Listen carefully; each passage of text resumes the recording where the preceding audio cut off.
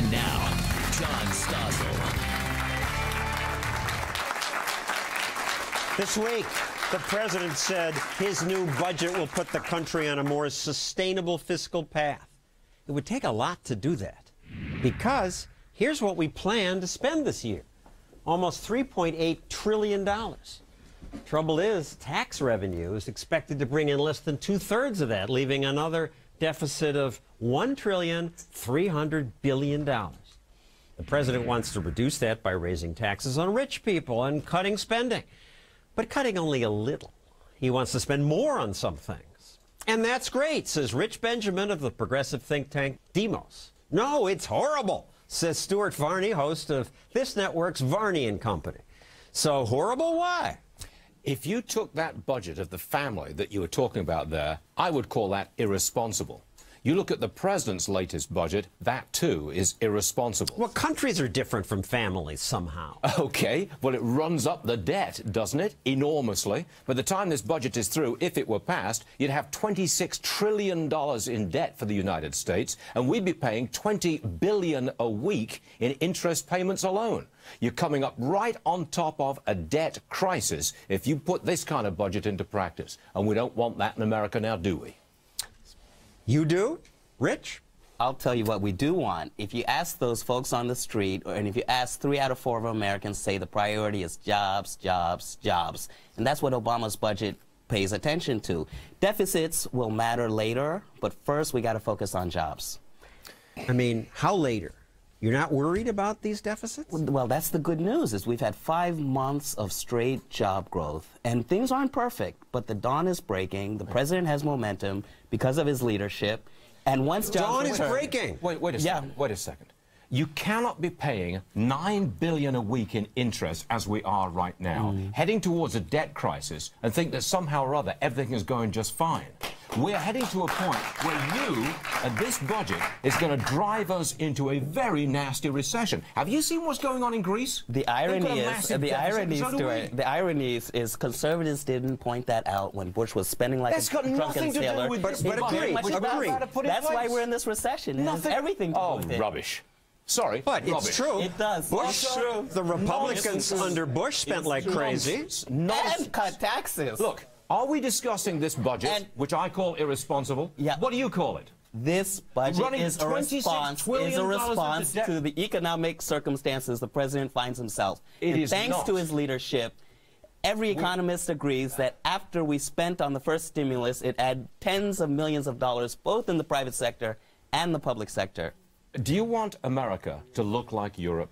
Do you? That's an irrelevant question. Because no, it's not. But I assume Europe's a continent, not a country. So that's point number one. Look, do you want America to run up this kind of debt, which is European in its scale? If you do, you're going to have precisely the same crisis here as you've got there. Of jobs. Oh, whoop-de-doo! 5 months of job growth. Tell Americans who are unemployed, who want the president to focus on jobs, whoop-de-doo.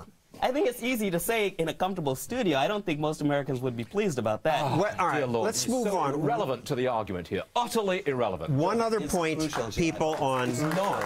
It is irrelevant, sir. All right, stop. One other point that people on the progressive side make is that, hey, interest rates are still low. If this is a coming crisis, how come rates are low? But the problem does happen suddenly. Look at this graph of what happened in Greece. For year after year, the bonds sold for very little money. And then suddenly, in 2010, the rate went up to almost 20%. And then suddenly, 129%. When it blows up quickly. Can I just spell things out here? There will come a time, probably within 2 or 3 years, when those people who are lending us all of these trillions of dollars say, wait a minute, not quite sure we're going to get the money back.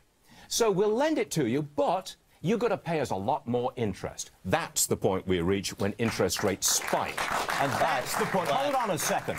That is the point when the economy falls off a cliff unemployment goes through the roof, and you've got a Greek-style tragedy. Okay? But without That's reality. But if you want to compare to Greece, do we want Greek levels of unemployment also? I mean, if we want this faulty comparison? I don't want that to happen. It's going to happen if we do what Obama wants to do. No, it's going to happen if we don't do what Obama wants to do. If we don't invest in jobs. Well, let him make his point here. We're going to have Europe-style. We're going to have Europe-style unemployment. So thank goodness. Jobs get created when government spends a lot of money?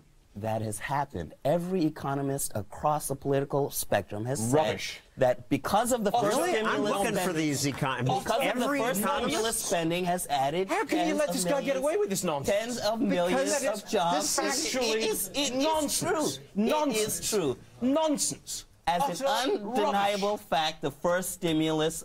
I can't argue with nonsense. I can't argue with utter You don't nonsense. want to argue. Conservatives don't want to argue with this nonsense. And why, if that's not the case, did the conservative governors, the conservative lawmakers not reject that money if it didn't work? Huh? What are you Well, if you're going to give governors money, they're going to take the money. Exactly. What are you talking about? If it didn't work, why did the conservative governors take it? You're happy to run up $26 trillion in debt? You're happy to do this? Nobody's happy, but it's the circumstances the president has found himself in. No, he doesn't find himself in those circumstances. He doesn't have to do this. George Bush squandered a surplus that Clinton left him. Dear Lord. And this is the circumstances that Obama has found himself in. You, young man, are going to ruin the country that I came to looking for opportunity, freedom, liberty, and progress. And you are going to run into the ground.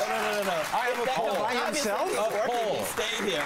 These ideas are going to ruin America. They are supported by America. We're already on the European road, and we are going down the wrong road. We're going towards crisis, and you, sir, with your ideas, are going to ruin this great country. Well, thank you both, Rich Benjamin and Stuart Varney. I obviously agree with you, Stuart, but we like to give the other side a chance to talk on this show.